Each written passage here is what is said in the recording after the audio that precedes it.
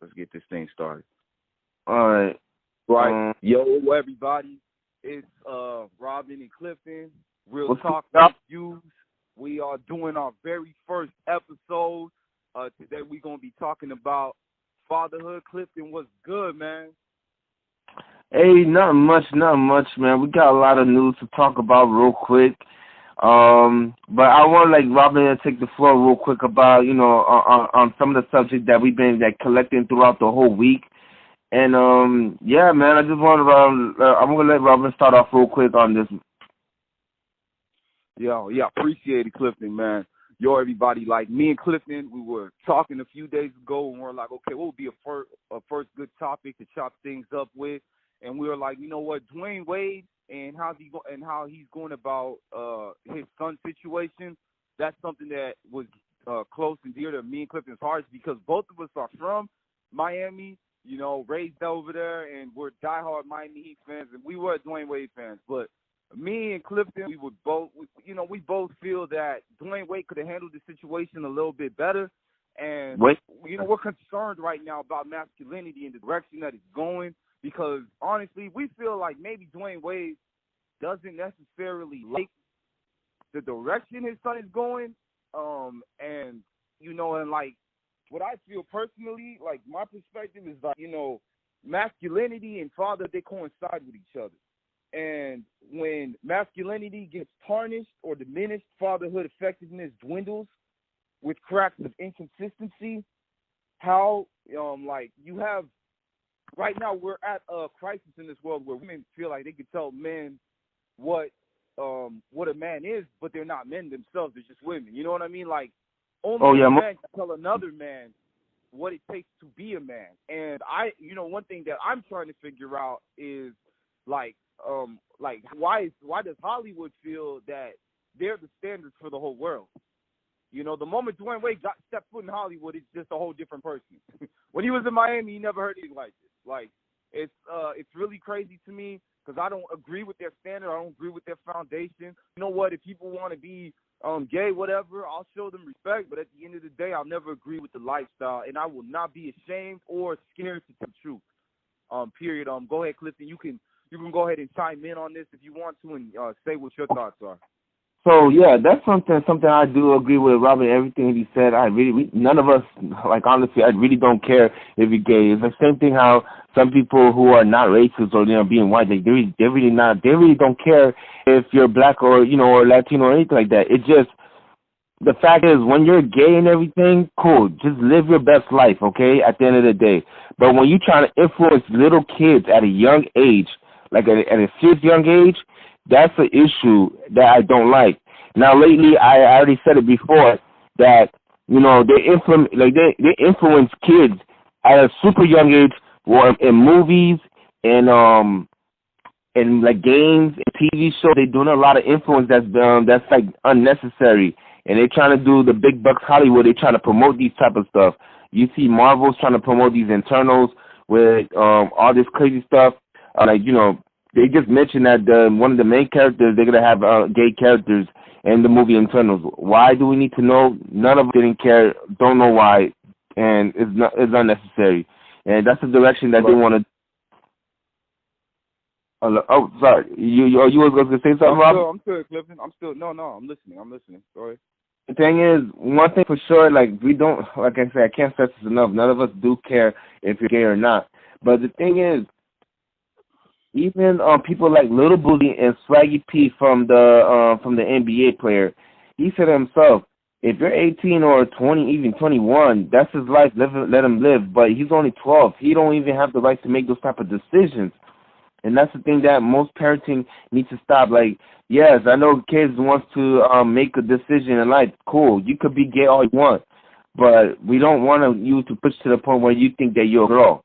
You need to have some straight facts in your life that you're not a girl. You never will be, and it doesn't matter if you even try to be like one. You're not a girl.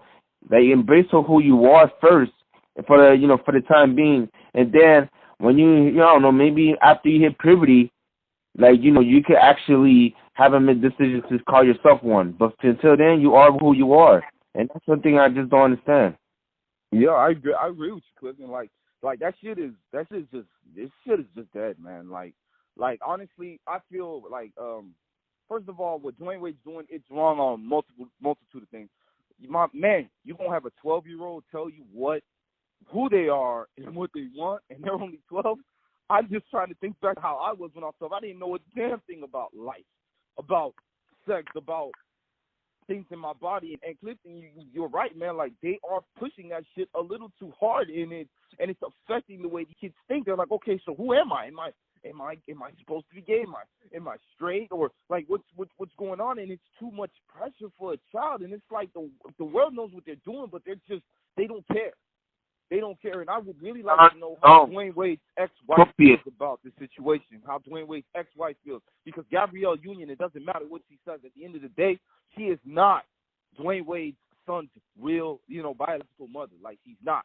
So I would really like to know, like, how she actually feels. And with Swaggy P and Boozy are saying, those are like some real men. Like, yo, you gotta understand, the real men are under attack in this world.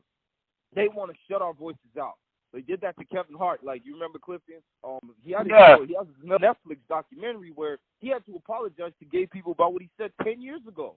And it's like, yo, my man already did that shit. Why the fuck does he have to do it again? Why the fuck does he have to do it again? Like, oh, how much you want people to kiss their ass? And the thing, and that just bugs me because he's scared if he doesn't do it, his bag gets tarnished. There's gonna be a hole in his bag, and he won't making the bread anymore. And when are we going to stop making decisions based on money and we can make our decisions based on principle? When does that change? When are people going to quit being scared?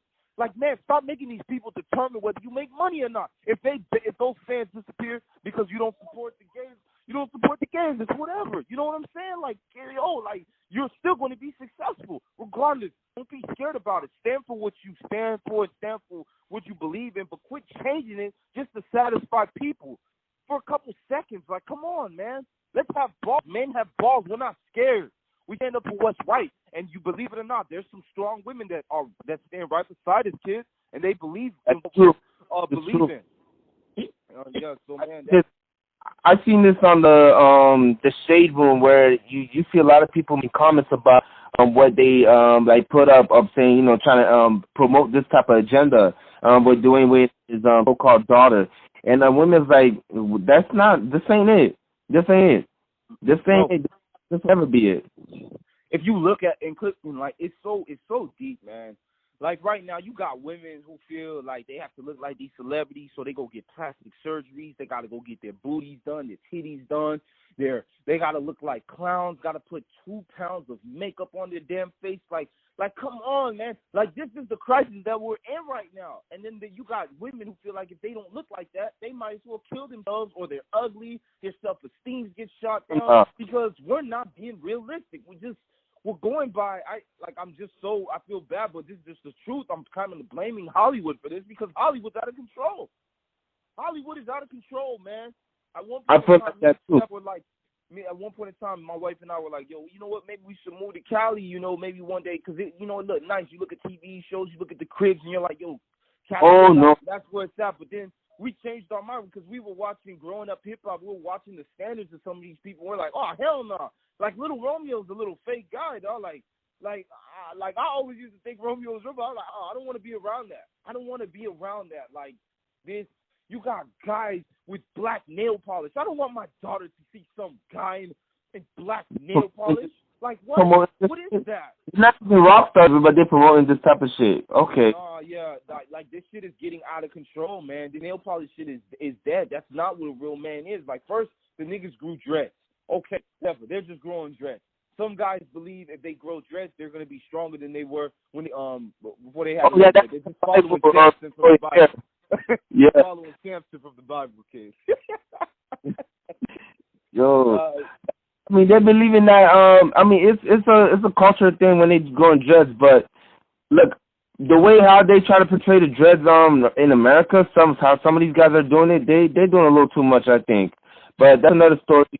I think that the best thing I could say is that, there's